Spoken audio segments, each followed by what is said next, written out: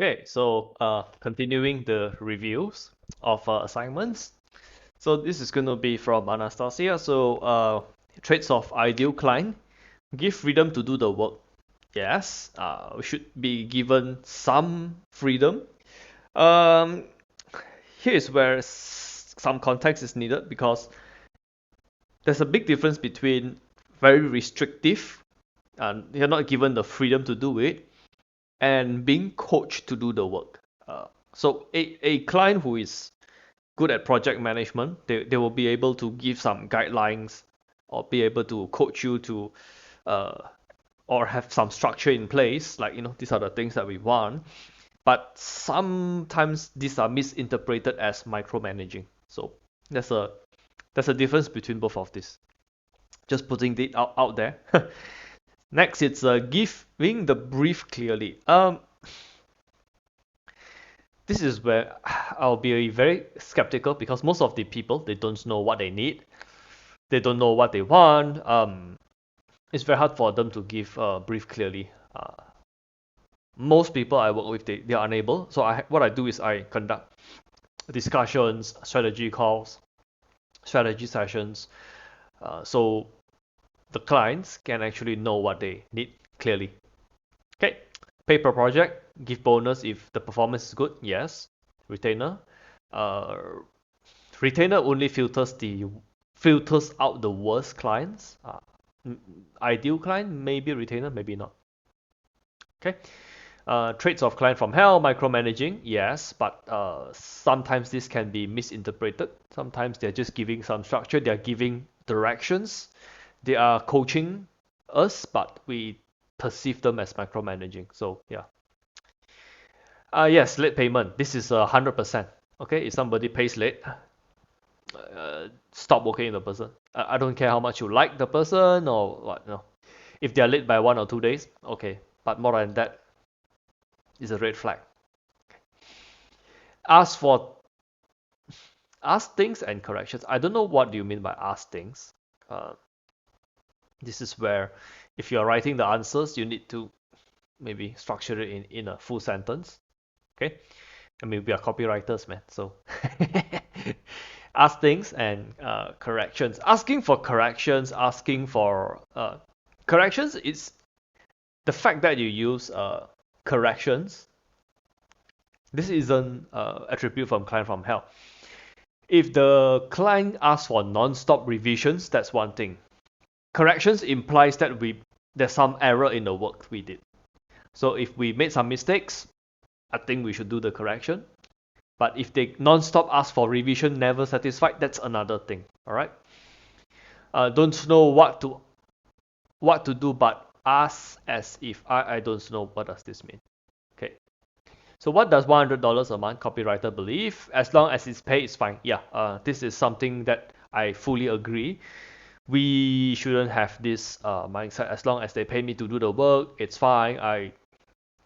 I'll just tolerate this because the problem with we get very good at tolerating is you get what you tolerate. So yeah, if you're not happy with what you're getting, stop tolerating it. A no need connection we actually asked during the live session. She means that she means you don't need to build a connection with the client or with the prospect during the closing or with client when we are working together. Yep.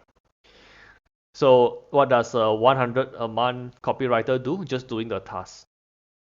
So I'll just say like when we do assignments, because how we do anything is how we do everything. This is too short. Uh, a copywriter should be able to elaborate a bit more. I get it if you are a very intuitive person, you just write a short point, you can get it. But if you're going to submit assignment for other people to read, okay, so there's one. It's one thing if you're writing for yourself, but if you're writing something for other people to read, make sure they can understand it. Make sure they have as little chance as possible to misinterpret what you wrote, because everybody have their way of interpretations. If there are like 3 ways, 4 ways to interpret this, or let's say 2 ways to easily misinterpret what you've written, or it leaves a lot of room for imagination, that's not what you want. Okay, because if you write your copy this way, you're gonna have a few problems here and there. Okay, so just doing the task, there are someone who what a low income copywriter do is they just fulfill the deliverables. Okay, if you write it that way, then it's like okay. Um, if they ask for an email, you produce an email, but you do not share with them like there's a reason why we charge so much. It's because there's a process. We need to do some understand the context, understand who you're writing to, what are we trying to achieve, what are we trying to prevent, what are the things that we want to communicate. All of these questions most of the time, the low income copywriter or the low income freelancer, they do not care about they do not care to go the extra mile. Okay, what does $100 a month copywriter don't believe? They don't believe there's someone out there that will pay more. Yes, this is a big one because I had this problem when I started out, where I think like there's no way in hell people are gonna pay more than $500 for a website. So that was my mindset. Back in those days, I started by charging for a full website from $100, and that is in I think what 2016, 17, yeah, those days. I started from 100, then it quickly moved to 200, 300. Then there was like 500 was like my limit. I was like, yeah, there's no way in hell people gonna pay more than 500. Okay, so the problem with that mindset is I keep getting people who are uh, I keep attracting people who are not willing to pay more than $500 for a website. Okay, so that's the thing, and then now now it's like, damn, you can't pay me $1,000 for a website. I'm like, I'm not gonna do this, man. It's very funny. Come to think about it. So what does a low-income copywriter not do? By the way, let me just put some give some closure to this. So the problem with believing people are unwilling to pay more for good work, it's you will be right. If you keep believing that the people there's no way in hell people are going to pay more than $500 for a website, you'll be right. Okay, if you believe minimum it needs to do a good website is 5,000, you'll be charging 5,000. Okay, so yeah, it's most of the time it's a mindset thing. It has more to do with mindset than the actual skill. Okay, anyway, what does a low income copywriter don't do? Prospecting. They don't do prospecting enough because the only way we can be a very high income copywriter, we can be a very in demand copywriter is when your calendar is full and you tell your clients like, it's not I don't want to help you, my calendar is really full. I can't take on more work. It's not like I'm jacking up the price. It's really I can show you my calendar. I'm full. So what do you want me to do? Okay. They don't do it's waiting for the job to come to his lap. I thought this is what they do.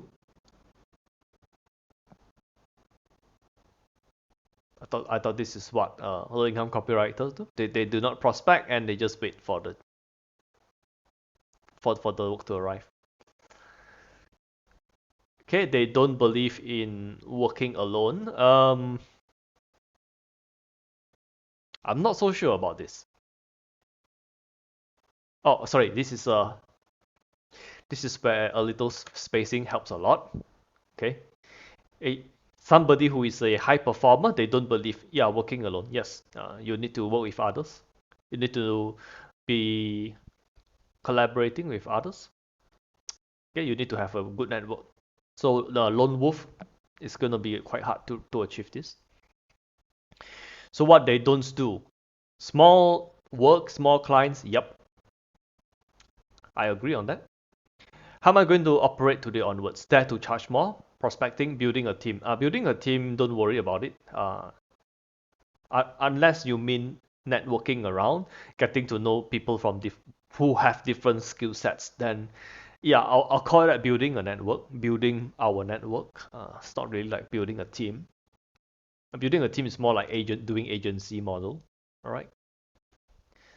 Agency's model it's not for everyone. How many clients 10K copywriter have? Maybe just two or three. Yes, I agree. Not more than seven. Maybe five. Not more than seven. You go crazy. How do they view themselves? A consultant? Yes and no. Yes and no. How do they view their client? Relationship. Yes. They prioritize the client over a lot of other things. Uh, they prioritize the client's success. I think that is how we should word it. High income copywriters, they care a lot about the client success. Okay.